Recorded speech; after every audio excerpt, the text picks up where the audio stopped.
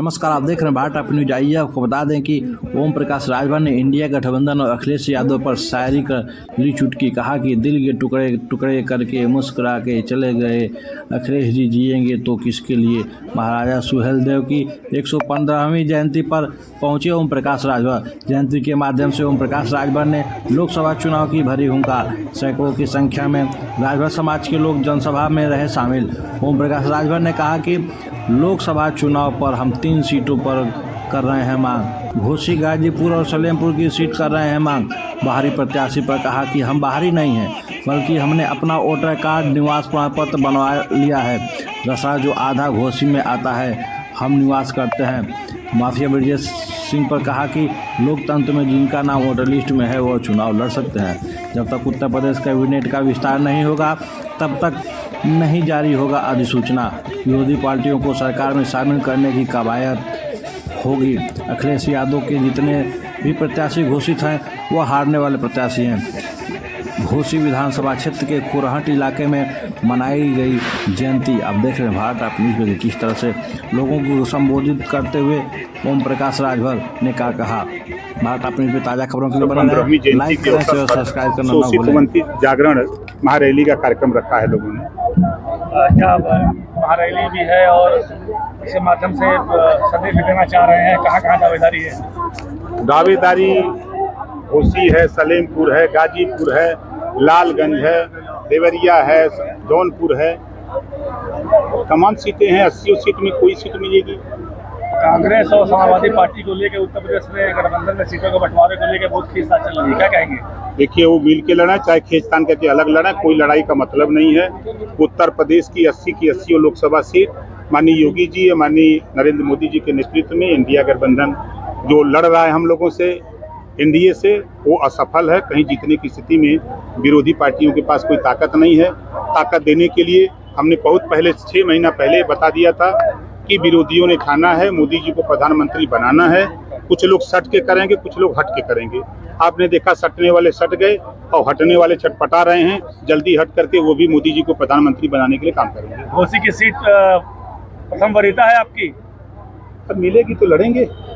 Demand क्या है? अगर कितनी सीटें मांग रहे हैं आप? मांग तो 3 रहे हैं, यूपी में और 2 बिहार में। कौन कौन सी सीट यूपी में? यूपी में घोसी, सलेमपुर और गाजीपुर प्राथमिकता है। गाजीपुर से कौन लड़ेगा? अब सीट मिल जाए तब बताएंगे कौन लड़ेगा। चर्चा की ब्रजेश सिंह लड़ने वाले हैं। लोकतंत्र में जिसका नाम वोटर लिस्ट में वो लड़ने का अधिकारी है। घोसी से अब घोसी मिलेगी तो देखा जाएगा। अरविंद राजभर के लड़ने की चर्चा हो रही है घोसी से। अब मिलेगा तो पार्टी के नेता हैं तो क्यों नहीं लड़ेंगे। मंत्रिमंडल विस्तार में देरी के कारण हाँ, विरोधी पार्टियों को सरकार में शामिल करने की कवायद।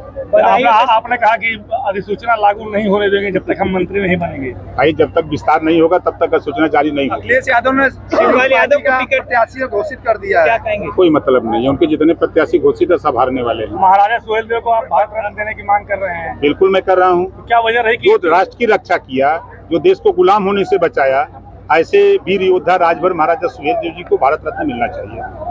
शिवपाल यादव को टिकट मिला, कितना उनको रसातल में पहुंचाने के लिए भेजे हैं। कभी जीवन में कभी बदायूं वो गए नहीं हैं। कभी हो सकता है किसी शादी विवाह में किसी के चले गए हों और वो खुद अंदर अंदर कोस रहे हैं कि क्या हमारे साथ कर दिया, खेल हो रहा है। घोसी उपचुनाव में बाहरी स्थानीय का मामला आया था, ऐसे में अरे भैया मेरे, आपको पता होना चाहिए कि रसड़ा में हम लोग निवास करते हैं, जो घोसी लोकसभा का एक विधानसभा है और वहाँ से हम लोग मतदाता हैं।